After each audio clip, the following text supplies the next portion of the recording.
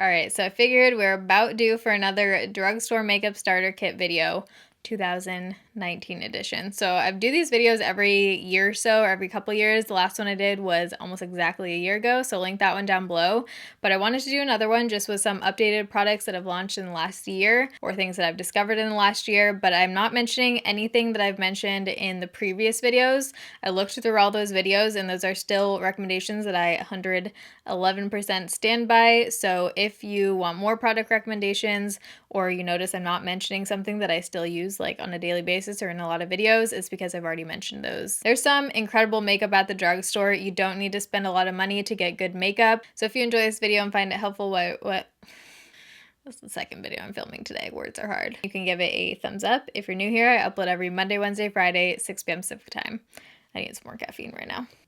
Okay, I basically have a crap ton of products to get through right here, so we're going to try and move pretty quickly, but everything I talk about is going to be linked down below in the description box. So one of my favorite just kind of like all around face primers from the drugstore is the NYX Angel Veil Skin Perfecting Primer.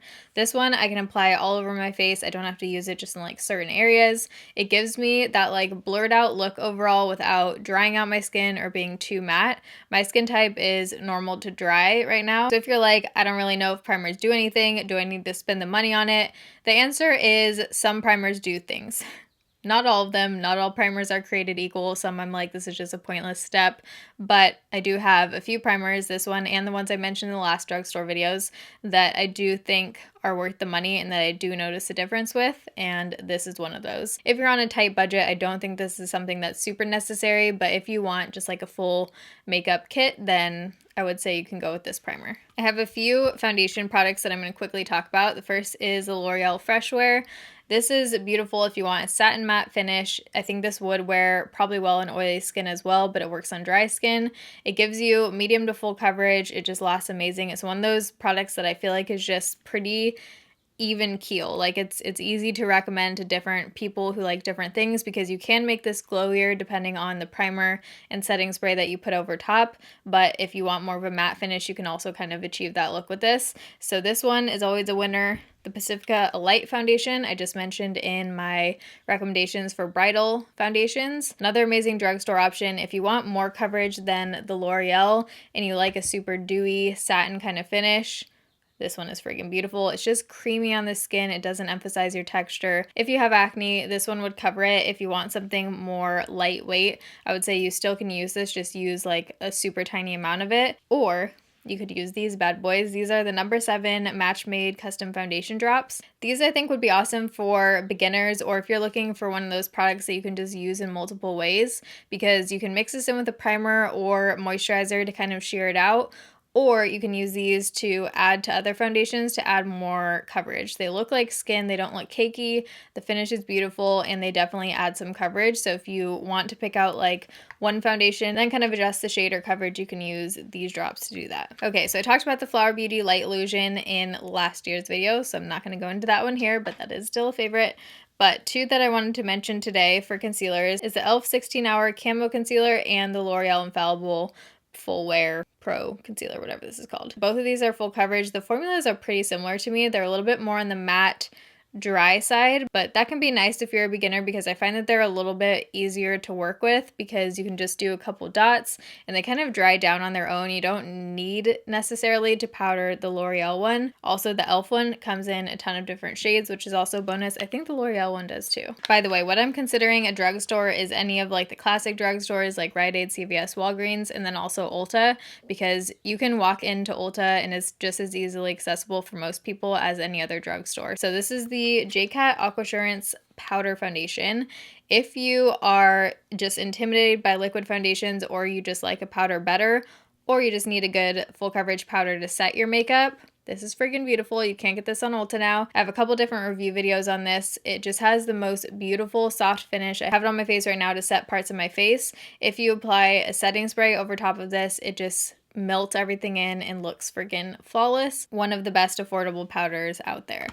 Another powder I recommend is the Maybelline Superstay Better Skin, especially if you have oily skin but don't want something that's like cakey looking. It just looks like skin, sits beautifully on the face. Flower Beauty Highlighting Palette, Shimmer and Strobe. This isn't just one of my favorite drugstore products, this is like one of my all-time favorite highlighters in general. It is so soft and buttery. It's super pigmented, but it doesn't like emphasize your texture. I'm wearing it on my face right now. You can really build this up to be like super crazy, or if you use a lighter hand, you can just get like a really pretty glow. I also have this on my inner corner, the pink shade, and a little bit on my lid today as well. I have two blush recommendations here.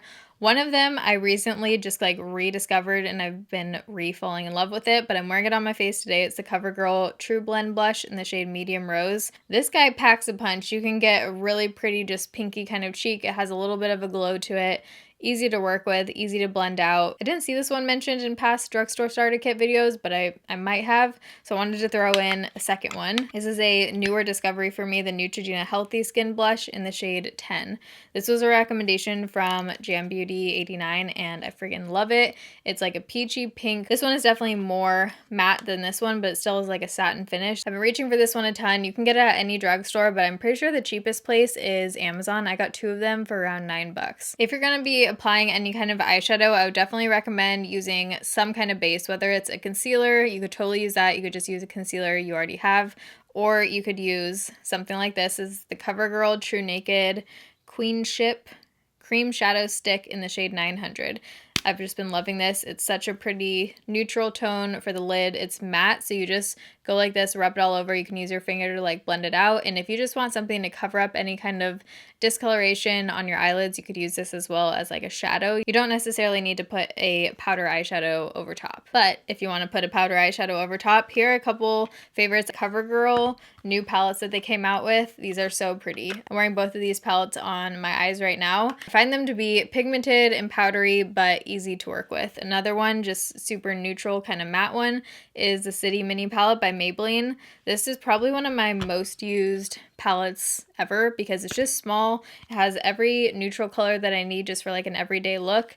It's easy to work with and it has the nice like cream shades that I like to just put on my lid. If you want to know more recommendations for affordable eyeshadow palettes, I'm pretty sure I have two separate videos on that, so I'll link those down below.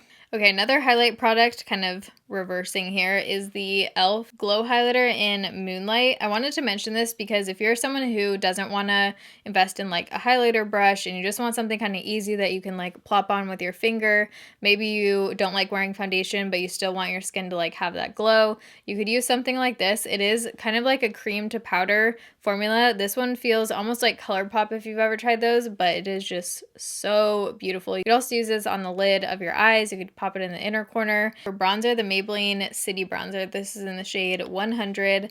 I've talked about this so many times the last like couple months, but it is gorgeous, just easy to work with. It looks natural. I'm wearing it on my face right now. I have it on my forehead and on my cheeks. Definitely recommend as far as a drugstore bronzer. If you want to get a little wild, I was debating mentioning this one because it's from Sally Beauty. I know Sally Beauty isn't everywhere, but they do have stores in most cities and you can get it online as well, but it's the Palladio Definer Contour and Highlight Palette. I chose this one because you can also use these for nice matte eyeshadows. Sometimes I'll just put these on the lid, put that in the crease, and call it a day. But this shade, if you're around my skin tone, is a beautiful contour shade. I have a little bit on right now. Super pretty formula, nice and buttery, pigmented, and affordable. All right, so I mentioned in my last drugstore starter kit, my favorite drugstore eyebrow gel. I haven't discovered a new drugstore one since that video. On a daily basis, I use the Milk Makeup Brow Gel. It's like my go-to. But I have discovered an all-time new favorite brow pencil in the last year. This is the Joie Precision Brow Pencil. I feel like this is the easiest to work with out of any formula I've tried because it is super tiny. The point on here is just super easy to work with. It's not too creamy, so you're not going to like draw overboard, and it's super affordable. You can get Joie from CVS. Eyeliner, I have always mentioned the Physicians Formula Eye Booster. Still think this is one of the best eyeliners for beginners because it just glides on. It's super easy to create a wing with if you want that, but they recently launched a waterproof version, and this one I haven't tested fully like the waterproof claim yet, but I feel like it is so much more black than the ultra black shade of the other one. So I would say if you're going to be picking up the eye booster, try the black version of the waterproof. It is so nice. It has like the little water droplets on the outside too. And then as far as a pencil liner, I've mentioned the LA Girl Glide On Gel Pencil in the past, still my favorite. Another favorite is the Catrice Liquid Metal Gel Eye Pencil. You can get this from Ulta for a few bucks. Stays on the waterline, it's super black, and it's better than a lot of high-end eye pencils that I've tried. Two mascaras here that I wanted to mention. I have other mascara favorites in the other videos, so these are just some newer discoveries, but this is the CoverGirl Exhibitionist Mascara. This is so freaking beautiful. If you like more volume and you don't mind like slightly clumpy lashes, that's what I like, so keep that in mind with my mascara recommendations. It is just so nice. Gives you a super black, dramatic kind of lashes, but it's not like crunchy. And then this one was a newer discovery in, I think it'll be up before this video, the top bestsellers from Amazon video I recently did. But since that video, I've been trying this every day in different ways, like layered with things. And as I've continued to try it, it is more of like a wet formula. So I think I'm gonna like this even better as it dries out a little bit. It also has rubber right here, so it's easy to grip. I just think this would be a good kind of beginner drugstore mascara, and you can find this at Ulta for a few bucks. Okay, we're getting down to the bottom here. So next up is lips. I have a few different products I want to mention.